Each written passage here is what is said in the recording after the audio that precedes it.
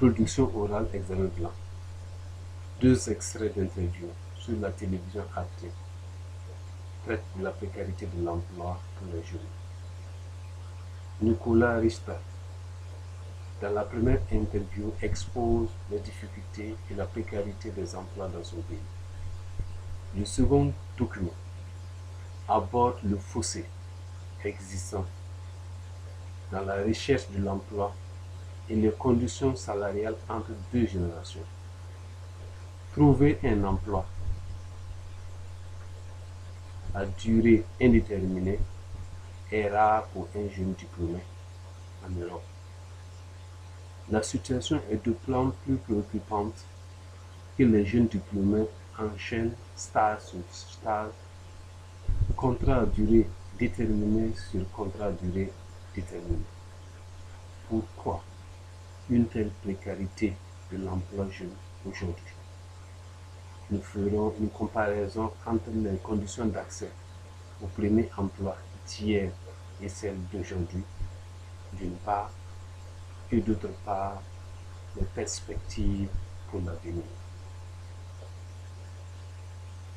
La recherche de l'emploi est devenue une préoccupation pour les jeunes aujourd'hui. Qu'ils soient diplômés ou pas, tous sont logés à la même enseigne. Cette situation n'a pas toujours été le cas les décennies passées. Alors, abordons à présent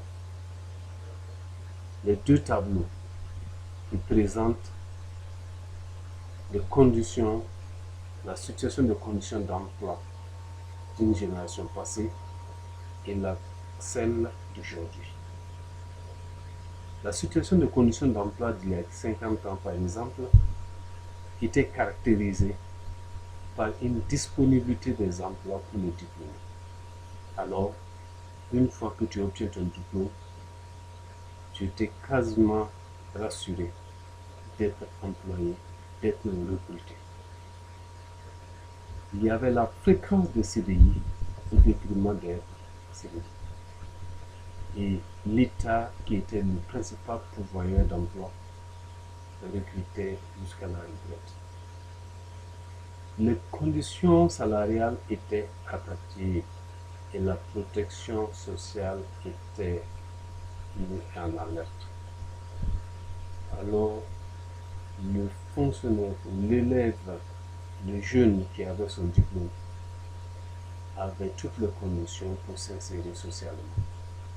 Et les conditions de travail étaient lesquelles?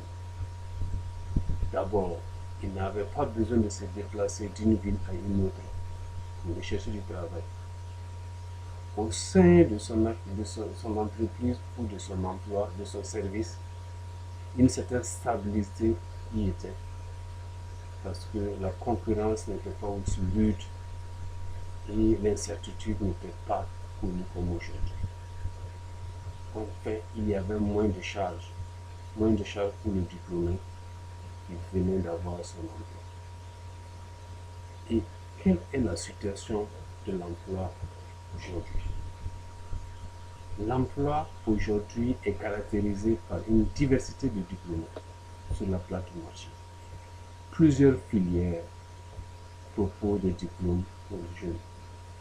Une fois nanti du diplôme, l'insertion professionnelle est posée. Alors, la précarité de l'emploi revient sur la table. Il n'y a pas d'emploi pour tout le monde. La propension de CDI a pris place au CDI. Le jeune diplômé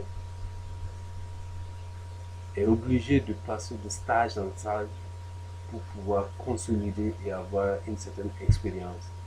Parce que la plupart du temps, ceux qui recrutent des gens expérimentés. Une instabilité des règles de protection sociale est fréquente aujourd'hui. Dans quelles conditions de travail le jeune travaille aujourd'hui? Pour un emploi, il est obligé de se déplacer d'une ville à une autre pour pouvoir s'insérer. Et lequel emploi n'est pas stable.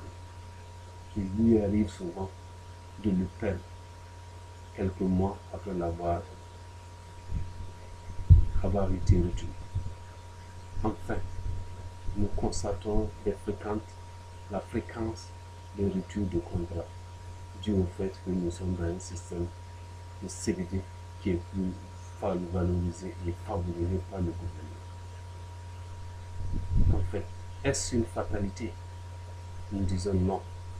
Les perspectives existent. En cela, il faudrait que l'État réoriente le système scolaire, réoriente la formation en mettant l'accent sur les filières professionnalisantes. Le diplômé qui s'est formé dans une filière donnée professionnalisante pourra s'insérer sans même vouloir chercher à être employé dans une autre entreprise. Il faut développer le coût de l'entrepreneuriat, faciliter la création d'entreprises, faciliter les octrois de crédit et améliorer le climat des affaires. Tous ces ensembles réunis peuvent amener les jeunes à se retrouver, à s'insérer, à pouvoir voler de ses propres ailes et aussi à recruter d'autres jeunes afin de pouvoir résoudre le problème de précarité de l'emploi. En étant jeune, il comprend les difficultés de la jeunesse et il peut mieux comprendre un jeune qu'il recrute. Alors, les conditions salariales qui ont été obtenues de longue date par les syndicats ont creusé un fossé entre les revenus et que même le nouveau qui vient d'arriver n'aura pas une pension égale à condition de travail et à durée de travail égale avec un ancien. Il y a donc lieu que l'État intervienne pour recadrer et pour ne pas livrer la jeunesse à une certaine précarité. Pour finir, nous dirons que la situation de l'emploi jeune aujourd'hui est réellement préoccupante. L'obtention d'un diplôme n'est plus synonyme de réussite professionnelle. Les stages à répétition témoignent si besoin en est de la situation de précarité dans laquelle se trouve la jeunesse.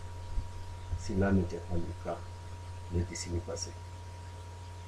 Il y a long lieu de repenser le système scolaire vers des filières professionnalisantes afin que les jeunes puissent s'insérer une fois leur formation validée.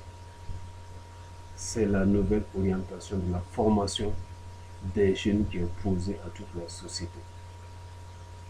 L'avenir peut être radieux si les pouvoirs publics, les grandes entreprises et les sociétés financières mettent la main dans la main pour soutenir l'employabilité des jeunes. Merci bien.